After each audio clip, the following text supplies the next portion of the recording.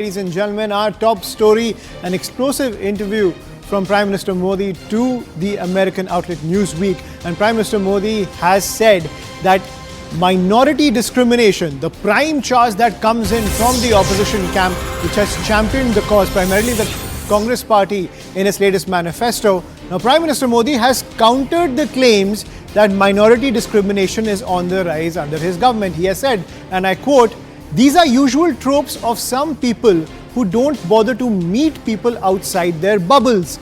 Even India's minorities don't buy this narrative anymore. Minorities from all religions, be it Muslims, Christians, Buddhists, Sikh, Jain, or even a micro-minority like Parsis are living happily and thriving in India."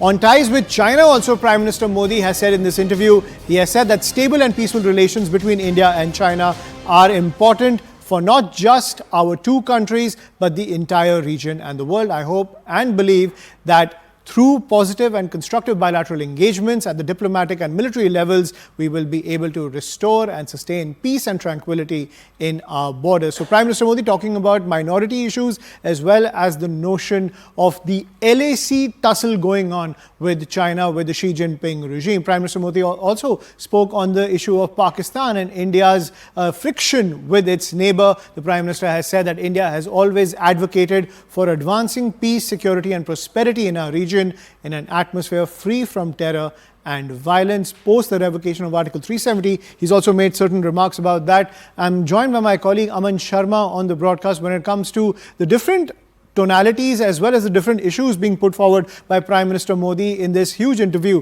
to Newsweek. So Aman, when it comes to the minority question, Prime Minister Modi saying that when it comes to the attacks from the Congress camp, especially the opposition camp, with the Congress party going hammer and tongs with the minority issue in its manifesto, which it put out a few days back, Prime Minister Modi is saying that this entire narrative is just an echo chamber for certain political parties. At the end of the day, Sabka Saath, Sabka Vikas has been his governance mantra since 2014. Well, Ayushman, see, if you see, the Prime Minister was basically asked about this, perception that the minorities are not safe in India. And the Newsweek, in this interview, when it asked the Prime Minister that, he is very clear that, see, even India's minorities are not buying this narrative anymore. He said, be it minorities of any religion, be it the Muslims, the Christians, the Buddhists, the Sikhs, or even a micro-minority like Parsis, everybody is living happily and thriving in India. Is also cited how his government schemes, which have come through a unique saturation coverage approach, that everybody is getting these schemes, benefits of these schemes without any bias. It is not restricted to any group of people.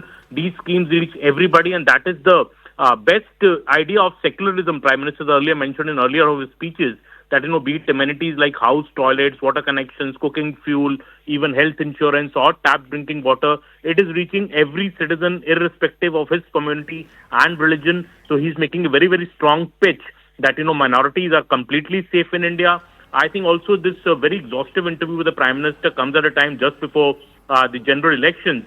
And the Prime Minister strongly saying that, pitching for a third term, he's saying this by the end of the second term, even the most popular governments start losing support. And, discontent towards governments has increased in the last few years in the world. But India stands out as an exception. He said, my government, the popular support is only increasing, and this will show in the results in the upcoming elections. He also said that some people in the West, have lost connection with the people of India, and that's why they tend to live in their own echo chamber, and they keep on speaking about diminishing media freedom in India, which he said is not true. Also, I think the Prime Minister playing out a very, very detailed report card, or I would say of his last 10 years in government, whatever performance has been done on the front of economy, on the front of providing housing to people, on the front of providing cooking gas to people. The Prime Minister has laid out his case with actual facts and figures, which I think in the interview it comes out very, very clearly. And as you were mentioning, he has not ducked any question, even on the contentious questions like the India-Pakistan border dispute or the relations with Pakistan, or even, I think very importantly, when he was asked about the criticism he faces on ending Jammu and Kashmir special status, the Prime Minister telling Newsweek that, he said, I would encourage you to visit Jammu and Kashmir to witness firsthand the sweeping positive changes happening on the ground, and do not go by what others tell you. He cited his own visit to Jammu Kashmir last month, and he said people for the first time have hope in their lives. Article 370 was in fact an impediment.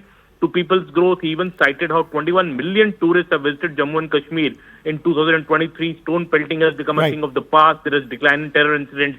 I think the Prime Minister laying out a very comprehensive picture of India's growth story in this interview to the Newsweek. Right, Aman, I want to talk about other aspects of the interview as well, especially when it comes to the remarks on China and Pakistan. A very statesman-like interview to Newsweek, a very statesman-like statement to Newsweek when it comes to ties with China and Pakistan, saying India is always aspiring towards peace in the region and India wants peace to be established in the region without the shadow of terror.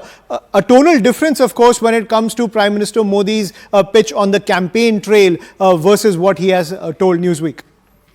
Oh, yeah. It seems like a more, statement full of more diplomacy, I would say, because he says that the India-China border dispute, he reminds people that, for us, the relationship with China is very important and significant, but the prolonged situation on the borders need to be urgently addressed. The Prime Minister has said there is abnormality in the bilateral interactions between India and China that need to be put behind. And he said the stable and peaceful relations between India and China are important for not just our two countries, but the entire region. And he said, but he sounded hopeful that, the bilateral engagement at the diplomatic and military levels, which has been going on for the last 3 years, will be able to, provide a solution to this. On Pakistan, the Prime Minister, in fact, said he congratulated the Prime Minister of Pakistan on taking over office recently. He said India has always advocated for advancing peace, but he's reiterated this point that the region and the atmosphere for any such relationship has to be free from terror and violence. He did not comment on the imprisonment of Imran Khan, saying it's a matter internal to Pakistan.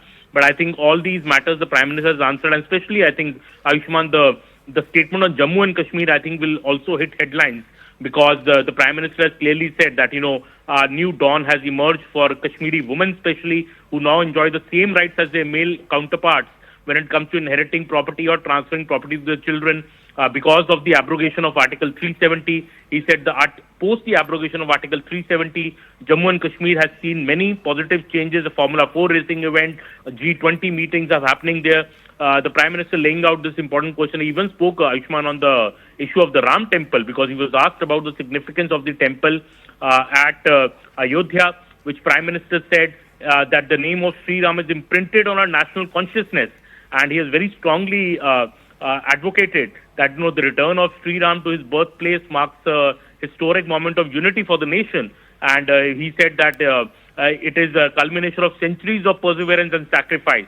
So the Prime Minister speaking on all the major issues in this detailed interview to Newsweek, Ayushman. Right, Aman, please stay with us. So let's take you through what Prime Minister Modi said on Article 370. He said the region has become a welcoming destination for global events, hosting significant gatherings like the Formula 4 racing event, Miss World and G20 gatherings. The digital economy, startups, innovation and smart solutions are taking wings. Now, on the significance of the temple inauguration in Ayodhya, as my colleague Aman was pointing out, Prime Minister Modi said that he dedicated himself. The name of Sri Ram is imprinted on our national consciousness. His life has set the contours of thoughts and values in our civilization. His name echoes across the length and breadth of our sacred land. So